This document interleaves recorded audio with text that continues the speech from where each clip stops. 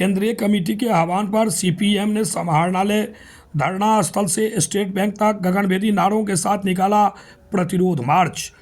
भारतीय state bank Modi सरकार की हाथ की है कठपुतली। सीपीएम चुनावी बॉन्ड सबसे बड़ा घोटाला। सीपीएम नेता मनोज। नमस्कार, मैं राजीव कुमार झा, आप देख रहे हैं न्यूज मिशन इंडिया।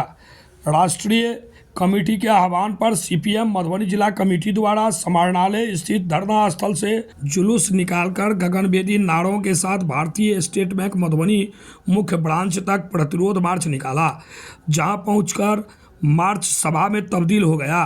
सभा की अध्यक्षता रामजी यादव ने किया। आयोजित सभा को संबोधित करते हुए सीपीएम जिला सचिव मनोज कुमार यादव ने कहा कि देश में पहला राजनीतिक दल सीपीएम ने चुनावी बॉन्ड के खिलाफ सुप्रीम कोर्ट में याचिका दाखिल किया है। कोर्ट में चुनावी बॉन्ड लेने वाले और बेचने वाले को 6 मार्च के अंदर सूची देने को कहा, परंतु भारतीय स्टेट बैंक 5 मार्च को सुप्रीम कोर्ट में आवेदन दिया कि 30 जून के बाद हम सूची सौंपेंगे। मोदी के दबाव में बैंक काम कर रही है, जो चिंताजनक है। कौन सा राजनीतिक दल कितना रुपया लिया, इसका नाम सार्वजनिक होना चाहिए। इस बात से मोदी जी डर गया है। इस घोटाले में भाजपा सबसे आगे है। हजारों करोड़ रुपये का भाजपा सरकार चूना लगाया है। सीपीएम जिला कमेटी सदस्य सौंदाड़ी यादव ने कहा, मोदी जी देश में धार्मिक भावनाओं को भड़काने का काम कर रहे हैं, बड़े स्तर पर भ्रष्टाचार कर रहा है, तरह तरह के बातों से जनता का ध्यान भटकाया जा रहा है। भाजपा का कृत्य घोर निंदनीय है। सीपीएम जिला कमेटी सदस्य दिलीप झा ने अपने संबोधन में कहा, चुनावी बॉन्ड देश का बड़ा घोटाला है। भारतीय स्टेट बैंक 16,000 करोड़ रुपये का चुनावी बॉन्ड 22,217 लोगों के हाथों बेची है। यह भी जानकारी है कि 19 बैंक शाखाओं से चुनावी बॉन्ड बेचा गया है, जिसे 14 शाखाओं से भुनाया गया है।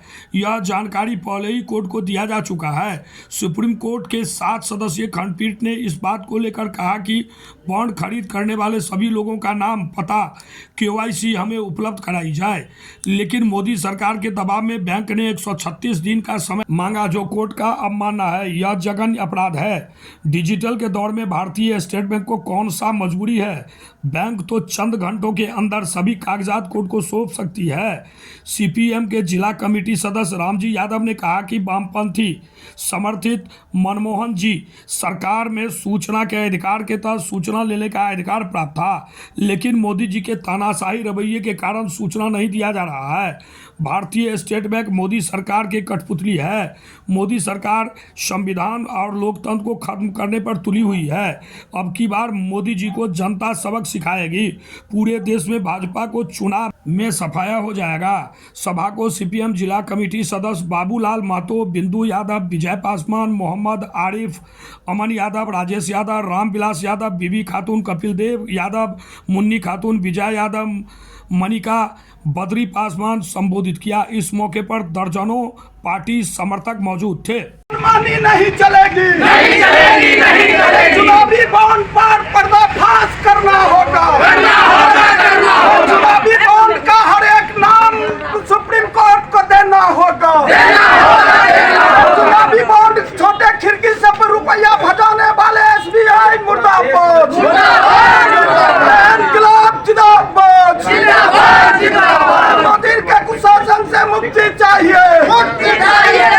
अरे मोदी की तानाशाही नहीं चलेगी, नहीं चलेगी, कामकाज को ठप करो, ठप करो। सभी एसबीआई के मुख्य ब्रांच हैं, उन ब्रांचों पर देश के अंदर में क्रांतिकारी पार्टी सीपीआईएम अपने जिलों के अंदर में सभी एसबीआई का जो मुख्यालय है वहां पर प्रतिरोध मार्च और सभा, और बैंक का जो कर्मी है उनको काम काज बंद करने के लिए, अपील करने के लिए हम सब आए हैं।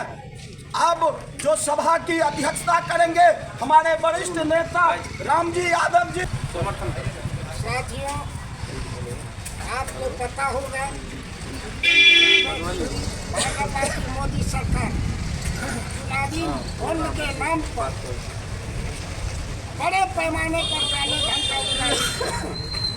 इसके लिए भारत की कम्युनिस्ट पार्टी मार्क्सवाद सतत विरोध करती आई है कि एक काले धन उगाही का एक भयंकर जरिया। और इसीलिए सीपीएम केंद्रीय कमेटी ने सुप्रीम कोर्ट में एक याचिका दाखिल की कि चुनावी बॉन्ड लेने वालों का के नाम और रकम की पारदर्शिता हो।